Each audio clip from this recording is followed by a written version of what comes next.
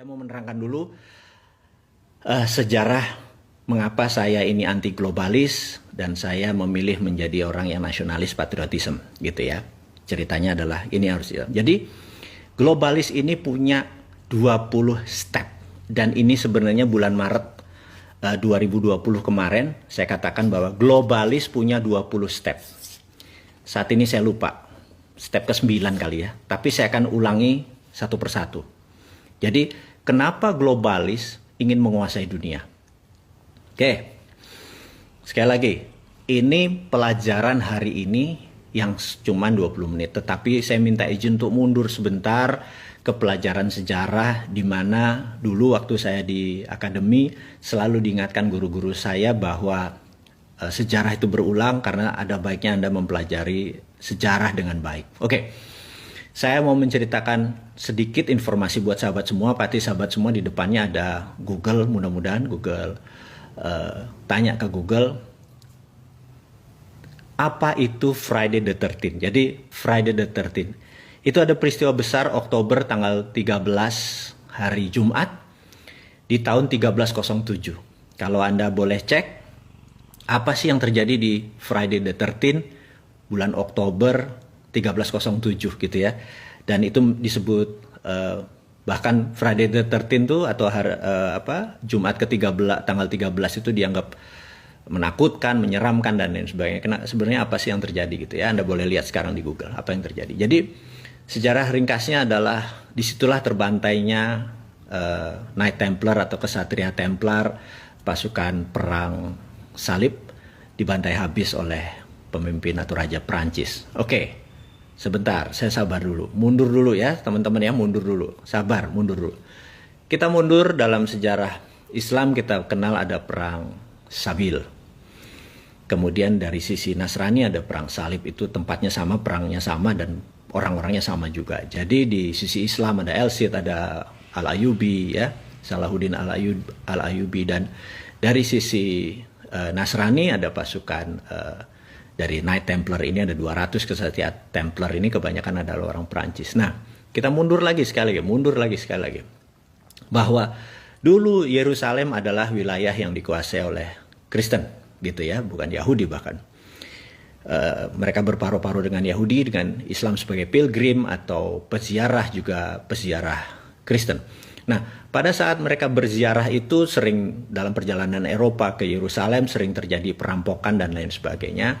Sehingga Knight Templar ini di awal-awalnya adalah melindungi para pilgrim tersebut untuk sampai dengan selamat ke Yerusalem dan kembali lagi ke negara masing-masing. Nah, singkat cerita, harta-harta mereka ini ternyata oleh Knight Templar daripada dibawa dan beresiko, akhirnya disinilah tercipta yang namanya giro billiet atau cek pertama kali ada di dunia. Jadi kalau mereka bawa uang, misalnya kita kasih contoh pakai mata uang sekarang 1 juta rupiah gitu ya. Cukup di kertas itu 1 juta, nanti ketemu Knight Templar penguasa di Yerusalem 1 juta itu dicairkan gitu ya. Ini adalah transaksi keuangan awal-awal dulu gitu ya. Dan pemegangnya, pengontrolnya adalah Knight Templar. Nah, ada 200 kesatria dan kebanyakan adalah orang Perancis. Jadi mereka adalah jago-jago perang di zamannya perang salib dan perang Sabil itu hampir nggak ada yang mati dari Templar. Memang jago sekali mereka bertempur atau berperang. Nah, singkat cerita kaum Muslim menang dan menguasai Yerusalem. Itu ya, kita lompat dulu sebentar ya, Nah, kejayaan Templar ini dengan kekayaan yang demikian banyak karena dia mengontrol uang, dia juga dapat perpuluhan dari para pelindung-pelindung perjalanan tadi, sangat kaya, bahkan 200 castle kerajaan mereka itu mereka kesatria tapi tinggal di castle yang sangat banyak hartanya tadi. Suatu hari di Perancis, kerajaan Perancis saya lupa 13 atau 12 ya, Louis keberapa itu Paulus. Nah, sekali lagi Templar ini mungkin bisa dikatakan dikhianati oleh pausnya dia. Paus melihat bahwa hartanya Templar ini boleh diambil lagi sama Vatikan atau sama Paus, di mana dia minta dukungan dari raja. Sekali lagi, sementara Raja Perancis juga memerlukan harta yang banyak dan sangat iri dengan kesuksesannya kaum Templar ini, dan mereka membuat mereka membuat membuat strategi, membuat skenario akan menyerang atau menangkap atau membunuh para kesatria Templar ini. Dan peristiwa itu terjadi pada tanggal 13 hari Jumat Oktober 1307. 40% Templar mati, habis semua mereka. To our surprise, alias yang mengejutkan adalah tidak ada satu sen pun atau tercecer atau emas atau barang-barang berharga yang mereka bisa ambil dari castle-castle atau istana-istana para Templar tersebut, dan ini sangat mengejutkan. Ternyata mereka berhasil menghilangkan atau membawa lari ataupun bagaimana, dan benda itu nilainya luar biasa besar. Oke, kita lompat ceritanya. Cerita Templar selesai. Templar tahu-tahu tidak ada di permukaan. Dan di abad itu adalah abad 14 ya, 13 sekian. Di abad 15 ada yang menarik. Teman-teman boleh cek. Semua penemuan-penemuan besar itu ada ongkosnya. Galileo Galilei, Copernicus, Gutenberg menciptakan mesin printing. Saya lupa apa yang tercipta, mungkin Darwin, Newton dengan Principia of Mathematicanya gitu ya. Pada saat 14 sekian dan 15 sekian, mendadak Eropa menjadi dunia baru, pinter semua dan teknologi maju dengan cepat, padahal teknologi dan kemajuan teknologi dan peradaban itu memerlukan biaya mahal. Nah, maka sejarawan sekali lagi menduga bahwa harta-harta Templar tadi yang di permukaan jadi shadow, menjadi pembiaya semua penemuan-penemuan teknologi. Kemudian seperti bank pertama kali diciptakan di Italia, printing money pertama kali diciptakan di beberapa negara Eropa, masih belum berupa negara Eropa tapi kerajaan. Bahkan bank tertua di dunia di Italia sampai saat ini udah 500 tahun pun masih hidup, masih ada, masih jalan.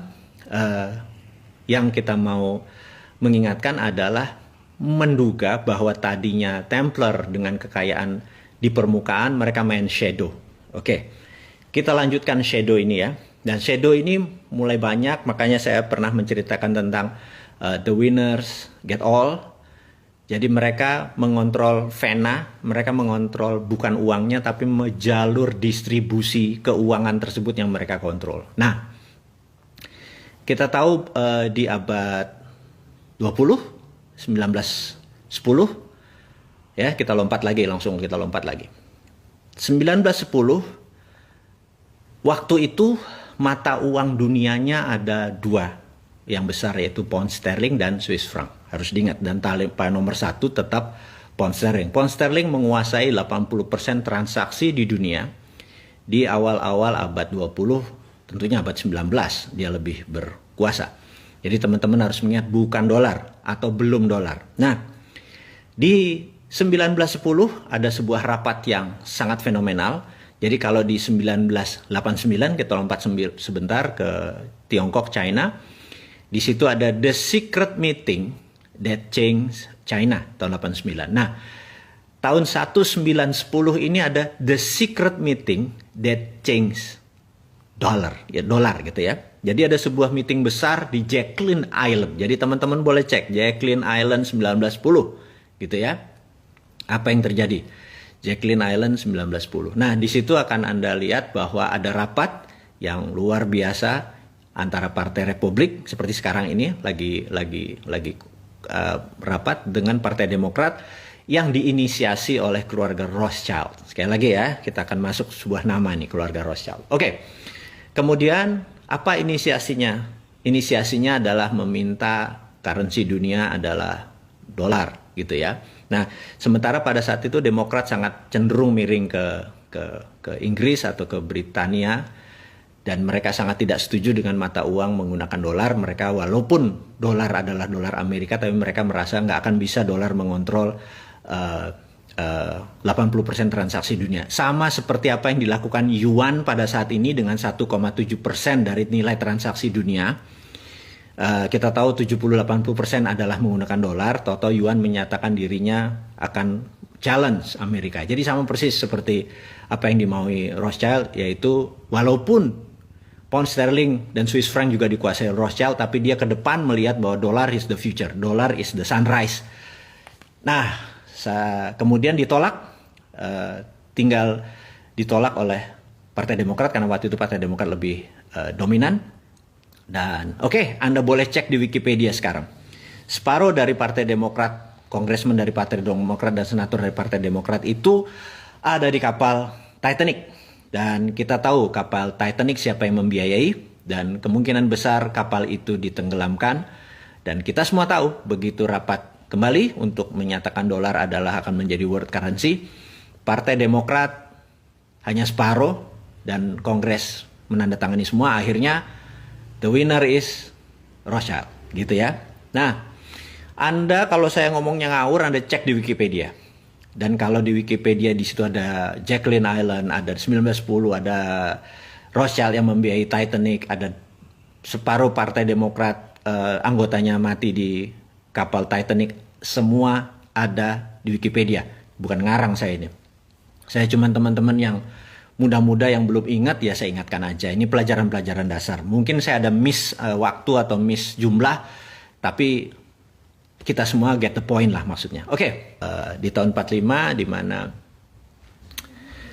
Amerika sudah menjadi pemenang perang dengan Eropa dan Amerika control the world. Jadi ingat bahwa di tahun 45 itu terjadi sebuah keputusan adalah world currency adalah dolar, di mana delegasi Prancis tidak setuju, tapi 2 minggu kemudian delegasi Prancis menandatangani persetujuan tersebut, sehingga setelah persetujuan tersebut putus ya. Oke, kemudian Perang Dunia Kedua berakhir dengan setelah tersebut dan dunia menjadi baru dengan tatanan dunia baru. Oke, saya mau melompat lagi bahwa itu adalah cerita sejarah mundur dari zaman Templar sampai 1945, kemudian selama 70 tahun, ya sampai sekarang 75 tahun, Amerika control the world, Amerika control the currencies, Amerika kontrol semuanya. Ingat, saya mau menceritakan bukan Amerika yang kontrol the world mengenai sistem pembayaran. Amerika memang memiliki dolar sebagai world currency, tetapi kita mau mengingatkan bahwa sistem pembayaran, payment system, payout system, transaksi dikuasai oleh globalis. Saya mau kasih contoh dan berkali-kali cerita ini saya udah kasih contoh kepada teman-teman semua. Kalau saya punya uang, saya mau transfer $1.000 ke rekening Anda, sahabat semua, kita datang ke Bank Mandiri, saya ngisi formulir nama Anda, kemudian saya kasih $1.000 ke bank tersebut. Yang terjadi adalah bank tersebut, clerk reconcile namanya, kasir tersebut akan memberikan notifikasi ke New York. Kemudian New York akan memberikan notifikasi ke kota kecil namanya Basel di Switzerland. Basel, B-A-S-E-L, Basel. Nah, Basel menyatakan good atau notifikasinya oke, kemudian New York mendapatkan go ahead sign, kemudian New York memberikan Bank Mandiri bilang oke. Pada saat itu masuklah $1.000 tadi, dipotong fee Mandiri dapat, fee New York dapat, dan Basel dapat. Jadi saya mengingatkan bahwa Basel dimiliki oleh sebuah keluarga, dan selama kita menggunakan dolar sebagai currency, sistem menggunakan sistem dia dapat benefit. Jadi itulah disebut the winner take all, dan mereka sudah menguasai ini selama ratusan tahun. Jadi ke depan bagaimana? Nah, ini yang saya mau menceritakan, apa visi 2030 ke depan disandingkan dengan teori konspirasi. Mudah-mudahan teman-teman jadi mendapatkan visi besarnya dulu. Sekali lagi, Anda boleh bilang ini halunya Bosman, Anda boleh ini bilang pendukung teori konspirasi, tapi saya cukup konsisten dengan 450 video yang kita buat, cukup konsisten. Jadi kalau ada orang nanya, gila ya, dia ngayal tiap hari selama 450 hari dan rencananya masih ada 550 hari ke depan. Saya bilang ya memang timnya ada 7 orang doktor yang membuat ini semua. Jadi bukan seorang Bosman ilmunya bodoh gitu, geblek begitu orangnya gitu kan. Nggak ada pinter-pinternya. Cuman dikasih tahu, dikasih pinter, ya udah kita menjadi corongnya teman-teman gitu ya. Oke. Saya akan menceritakan apa yang bulan Maret lalu sebenarnya saya sudah ungkapkan, bahwa apa itu visi 2030 dari kacamata globalis. Sekali lagi ya, dari kacamata globalis. Apa sih yang globalis mau? Gitu ya. Globalis ini musuhnya adalah nasionalis. Jadi dia anti orang-orang yang nasionalis dan patriotis. Gitu, dia anti. Jadi saat ini yang paling on tohot, yang paling borokokok adalah si Trump itu. Dia nasionalis, patriotis. Globalis nggak suka. Gitu ya. Siapa lagi globalis? Globalis adalah yang mengatur tatanan dunia baru, bukan country. Ini saya harus puter-puter teman-teman atau sahabat semua biar paham. Oke, kita lanjut. Apa visi 2030 untuk globalis? Visinya dia ingin mengontrol currency. Oke, ini kalimatnya saya vulgarkan. Ada 20 step, 20 langkah yang akan dia lakukan dari sekarang sampai 2 tahun ke depan. Dari sekarang itu adalah sekarang ini nanti kita bahas ya. Jadi begini. Langkah 1, saya tulis ya, langkah 1. Langkah pertama adalah mengendalikan media mainstream di 194 negara. Saya ulangi lagi. Globalis mengontrol media mainstream, media utama di 194 negara. Gitu ya, Amerika, Indonesia, Tiongkok, nggak peduli dia. Pokoknya kontrol 194 negara, kontrol. Entah kontrol direct, indirect, payment, atau ada orang di dalam, terserah ya. Berapa lama melakukannya? We never know. Bisa 10 tahun, bisa 5 tahun, yang jelas mereka sudah mengontrol saat ini. Kemudian, nomor 2, melepas virus yang sedikit deadly, atau melepas virus yang lebih mematikan sedikit dibandingkan influenza atau flu. Gitu ya. Langkah kedua.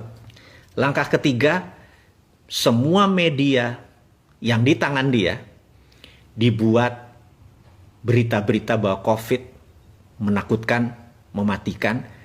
Anda lihat video di Cina ada orang mati berdiri, di Italia ada gini, sahabat semua, itu by design, itu propaganda. Ya, nomor 3, create fear, menciptakan ketakutan. Keempat, menyarankan total lockdown. Nah, tujuannya apa? Tujuannya dia ingin memukul ekonomi hingga separuh dari transaksi di dunia saat itu. Gitu ya.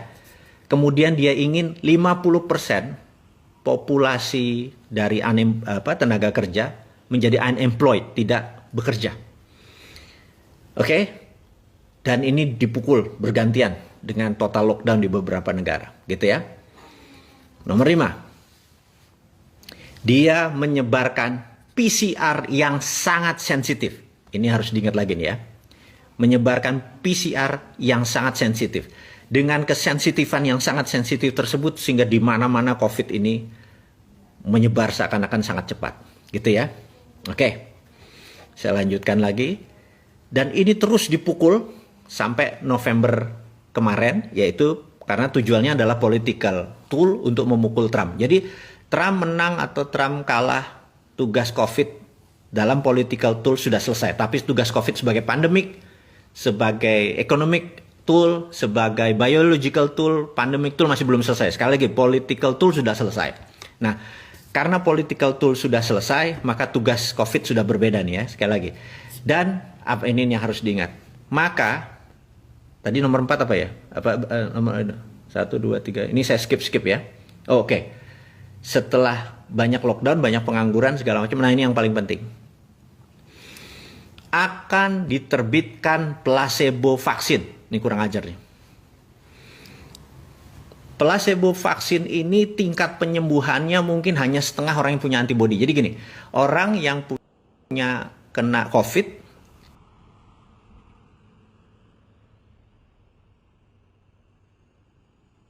katakanlah dia OTG tanpa gejala, kemudian dia sembuh, tubuhnya sudah ada antibodi. Tapi mereka yang kena lebih severe, lebih parah, misalnya sampai dirawat, sampai perlu plasma atau sampai memerlukan itu, sembuh, maka antibodi dia lebih tinggi daripada yang OTG tadi. Nah, vaksin yang nanti yang kita sebut placebo vaksin ini bahkan tidak sampai setengah dari orang yang punya antibodi itu. Jadi rendah sekali, gitu ya, rendah sekali. Kita sampai tahap ini nih yang saya mau bicarakan. Lalu nanti, sekali lagi, ini belum terjadi. Ada 20, ini nomor 8. Saya ada beberapa yang saya skip sengaja ya, biar teman-teman terus intens dengan saya, intens dengan teman-teman di sosial media. Jadi ini nomor 8. Nomor 9 itu apa tadi? Diterbitkan vaksin placebo. Ingat kenapa vaksin placebo? 40 tahun AIDS itu beredar di dunia, belum ada vaksinnya. Ya, sekarang kita mau nanya kenapa nih 1 tahun mendadak ada vaksinnya gitu ya. Oke, kita sekedar skip, hanya pertanyaan kritis aja. Nanti setelah vaksin placebo ini diterbitkan, ini sekali lagi saya baca dari data apa yang dimaukan oleh para globalis. Yang nggak percaya teori konspirasi, anggap ini dongeng gitu aja ya. Setelah ini akan disebar PCR yang low sensitivity. Jadi ingat ya, tadi disebar PCR yang high sensitif, sangat sensitif. Jadi semua orang akan jadi kena. Ini sekarang dibalik. Dia akan memberikan yang low sensitivity sehingga seakan-akan vaksinnya efektif. Ini sadis yang ngomongnya ya. Saya minta maaf nih. Jadi dengan ada PCR yang nanti disebar adalah low sensitivity, kesannya vaksin efektif. Oke. Ini apa efeknya? Efeknya manusia di seluruh dunia merasa vaksin, merasa sekali lagi, dan COVID terkalahkan. Di sini berita akan terus turun hilang. Tapi sekali lagi saya mau nanging gitu kalau Jawanya. Tapi COVID masih ada dan COVID masih satu level deadly atau mematikan daripada flu gitu ya. Jadi nanti Anda bisa bayangkan, kok kayaknya udah sembuh tapi bos ini mendadak 4 hari isolasi mandiri, 21 hari isolasi mandiri. Terus bergilir. Jadi tahun 2021 apa yang terjadi? Jangan harap Anda akan merasa bahwa ini udah take off. Anda di trap. Anda emang sengaja mau dikenain oleh kaum globalis itu supaya terpapar lebih dari 60% penduduk dunia. Itu targetnya. Dengan terpapar itu dengan tingkat kematian 3-4%, hilang berapa puluh ribu atau ratus ribu manusia. Itu tujuan mereka, gitu ya. Dan sekali lagi ini teori konspirasi, Anda boleh nggak percaya. Weh, sakarepmu, bosman kok gitu, nggak sakit hati kita. Nah, lanjut ya. Nah, setelah tadi PCR tadi di low sensitivity, orang lupa, orang keluar lagi, tapi waduh, yang sakit, yang terpapar yang kesana kemari makin lebih cepat. Itu maunya mereka, dan ekonomi makin berantakan karena kita makin kikuk kok ini lockdown apa enggak, PSBB apa enggak, makin kusut. Dunia ke depan itu makin kusut gitu. Nah, lalu siap apa yang mereka luncurkan? Mereka akan meluncurkan digital currency, ini yang sebenarnya mereka mau. Gitu. Karena itu di tahun 2030 bukan 194 currency di dunia ini. Mungkin tinggal 100-an. Karena negara Afrika jadi satu currency, mungkin ASEAN jadi satu currency gitu ya, kayak euro gitu ya, jadi satu currency. Amerika Latin satu currency, jadi beberapa negara akan membuat gitu. Berapa currency. Dan currency sekali lagi diduga di 2030 sampai 2045 digital currency-nya si globalis cabal ini atau kelompok society ini, secret society ini akan menguasai 60% transaksi dunia. Semua menggunakan digital. Dan dengan chaos-nya ini, mata uang dunia akan mulai nggak ada nilainya, maka mata uang digital ini akan mulai berkuasa. Jadi mata uangnya, jadi dulu mereka mengontrol adalah venanya atau nadinya. Uangnya tetap dari negara-negara seperti Amerika, China, dan nanti mereka ini ngontrol payment sistemnya, ngontrol uangnya, dan benar-benar fisiknya mereka kontrol. Itu cita-cita mereka. Jadi ingat, lihat kesamaan dari 1307 sampai sebelumnya, dari pilgrim atau peziarah-peziarah tadi, peziarah yang dari timur dari Eropa segala macam, mereka sama kontrol transaksi sampai saat ini. Jadi ke depan digital currency-nya akan dipakai adalah digital currency milik globalis cabal. Karena itu 2 tahun yang lalu dites dengan Libra, ternyata Libra disemprit oleh nasionalis. Ini sekali lagi diingat. Kemudian sekarang mereka mulai akan tahun depan, 2 tahun lagi, atau mungkin menurut saya mungkin tahun depan mulai diluncurkan. Itu adalah awal-awal. Nah, infrastruktur payment system seperti Alipay, WeChat Pay itu sudah di tangan mereka semua. Mungkin sebentar lagi GoPay, Dinaran disikat semua. Jadi sahabat semua mengerti bahwa saya sudah mengantisipasi ini dengan bangun dinaran, tapi kalau saya melawan, kalau nanti Toto Globalis bilang gue beli saham lu, agak mikir juga nih gue, gitu ya. Tapi saya bisa selamat kalau teman-teman berhendak join, gabung, kita melawan Globalis. Gimana kalau dinaran going public, Anda memiliki dinaran dan kita nggak memerlukan uang atau memerlukan jaringan dari mereka, kita buat tandingannya gitu ya. Terus apa yang nanti transaksi dijalanin, pakai emasnya Indonesia aja gitu ya. Ini cuma CCM, cita-cita mulia, ini semua pengandaian-pengandaian saja. Saya sekedar mengingatkan bahwa 2030 Globalis memang merencanakan akan menggunakan digital currency untuk menggantikan dolar. Sekali lagi. Jadi ingat ya, 1910 mata uangnya masih pound sterling yang menguasai 70% transaksi dunia, mereka akan menggunakan dolar dan 35 tahun kemudian mereka sukses. Dan apa yang mereka lakukan sekarang, 2019 pertama kali diluncurkan COVID, kan itu namanya COVID-19, 1 tahun kemudian tugas COVID supaya political tool selesai, ini sekedar saya sarikan. Kemudian selama 10 tahun ke depan mereka akan membuat digital, akan meluncurkan digital currency system di mana mereka akan menguasai dunia mungkin 2045. Dan sekali lagi teman-teman, saya sangat menyarankan untuk Anda mengenal dunia digital karena di 2030 ada penguasanya adalah semua digital. Kita tahu bahwa perusahaan-perusahaan besar akan berbeda aturan mainnya. Nah, singkat cerita teman-teman, saya memiliki video, 24 video berjudul Visi 2030. Seluruh yang dilakukan oleh Globalis cabal tadi, saya sudah punya antisipasinya, gitu ya. Ini bukan bullshitter nih, saya punya antisipasinya. Jadi counternya sudah punya. Kita adalah nasionalis patriotis. Kita menggunakan kekuatan tanah air kita untuk mengelawan globalis. Ingat, globalis musuhnya adalah nasionalis. Jadi ciri-ciri globalis ada global supply chain dan sebagainya. Nah, dengan ada yang mereka lakukan sekarang, kita kasih solusinya 24 video, ada video narasi namanya Visi 2030. Jadi, kenapa saya buat Visi 2030 tersebut untuk mengantisipasi visi yang dibuat oleh para globalis. Mudah-mudahan teman-teman dimanapun Anda berada, Bosman ujung-ujungnya jualan. Memang Bosman jualan gimana sih? Jokowi aja jualan kok, jualan jualan vaksin, jualan citra dirinya gitu ya. Dan sekali lagi saya mengingatkan teman-teman dimanapun, saya mohon maaf, kita potong dulu ya, karena itu baru nomor berapa tadi? 7, di mana, saya ulangi, di mana mereka akan memberikan placebo vaksin, kemudian nanti ada PCR yang tidak sensitif kesannya vaksinnya efektif, kemudian akan diluncurkan digital currency. Itu nomor 10. 10 lagi apa, Bosman? Nah, teman-teman, itu tetap menjadi rahasia saya. Saya ada 2. Anda nonton video tadi, Anda pasti akan dapat jawabannya. Tapi video yang 10 langkah tadi saya buka karena saya udah tahu. Bahkan di bulan Maret sebenarnya kalau Anda saya udah ngomong tuh yang 20 step itu. Sahabat, sekali lagi dimanapun Anda berada, terima kasih sudah bisa bergabung dengan Bosman.